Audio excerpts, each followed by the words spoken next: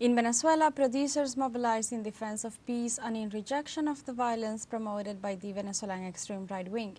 Different productive sectors mobilized from the different states of the country in rejection of the recent acts of violence promoted by the extreme right wing after losing the presidential elections on July 28th. In this sense, citizens expressed their gratitude for the support offered by the President Nicolás Maduro in the different productive projects. At the same time, they expressed their commitment to defend the peace and sovereignty of the country in spite of international aggressions.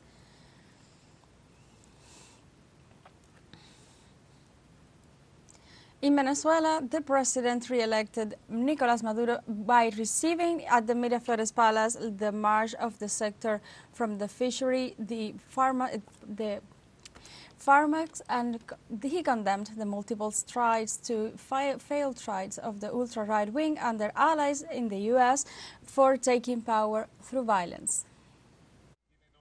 Those who are carrying this country on our shoulder when they put 930 sanctions, criminal sanctions, and we told the criminal empire, and we told the right that as for sanctions, here nobody will surrender.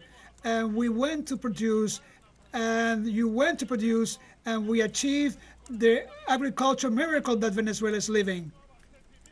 All the supplies with national production. In Venezuela, the leaders of political parties and former presidential candidates began their hearings before the electoral chamber of the Supreme Court of Justice.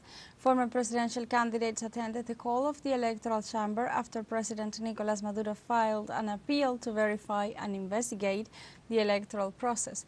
The court started the hearing for the individual appearance of the former candidates and their legal representatives. Opposition candidates Manuel Rosales of Un Nuevo Tiempo, José Luis Cartaya for the Mesa de la Unidad Democrática, and José Simón Calzadilla for the Movimiento for Venezuela were the first to appear. The officials are called to present arguments and evidence before the court.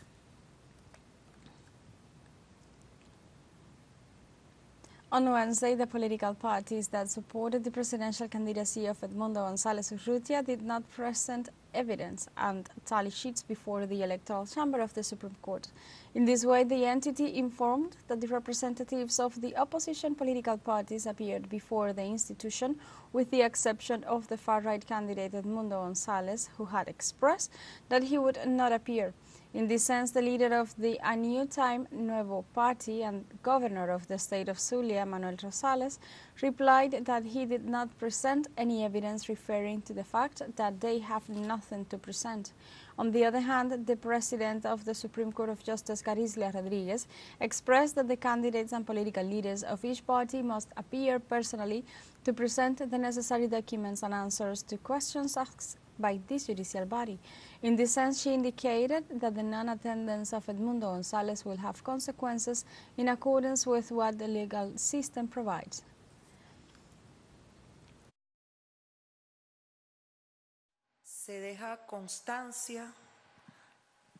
It is hereby stated for the record that citizen Edmundo González Urrutia has not attended the summons of the electoral chamber of the highest court, where he should also have consigned what was required by this juridical body, and has not attended the summons that he was informed to be present today. Before this electoral chamber, please, Citizen Secretary, it is important that your non-appearance and your non-observance of the perfectly practiced summons to be present today before this highest authority of our Supreme Court of Justice be recorded. The small training ship from Russia's Baltic Fleet arrived in Venezuela as part of a working visit to the Caribbean nation.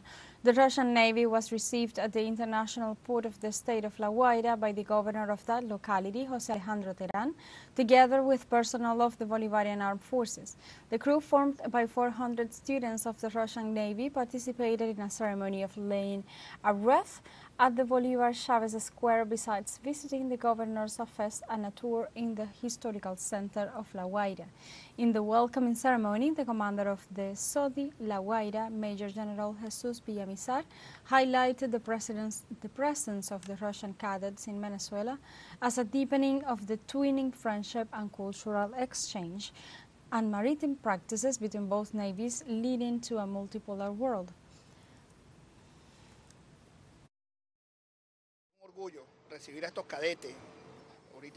We are proud to receive these cadets. We have just visited this training ship.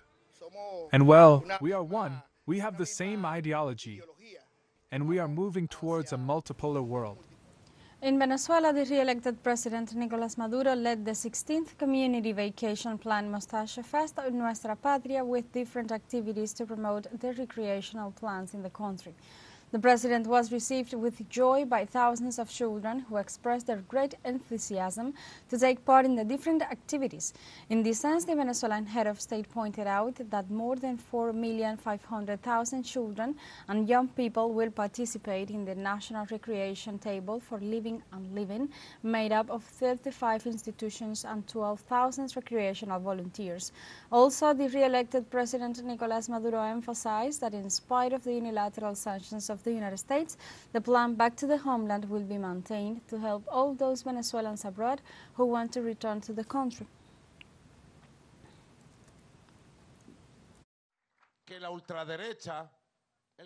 One thing is that the ultra-right,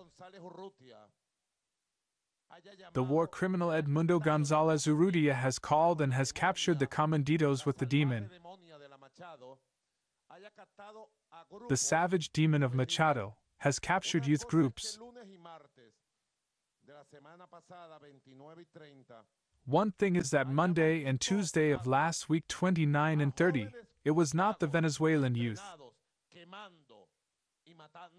It was a group of criminals hired, trained, 80% of them trained in camps in Texas, Colombia, Peru, and Chile. I have said it 20 times and you have not denied me. Because you know that when you deny me I will show you the proof. They sent them here with bills, money, they gave them homework, the comanditos.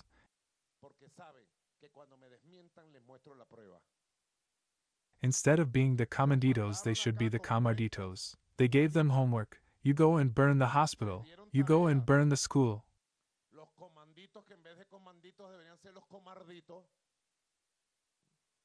You go and knock down the statue of Bolivar.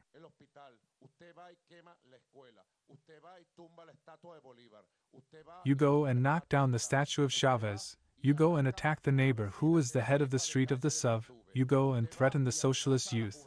They gave them homework. It is not the youth of Venezuela.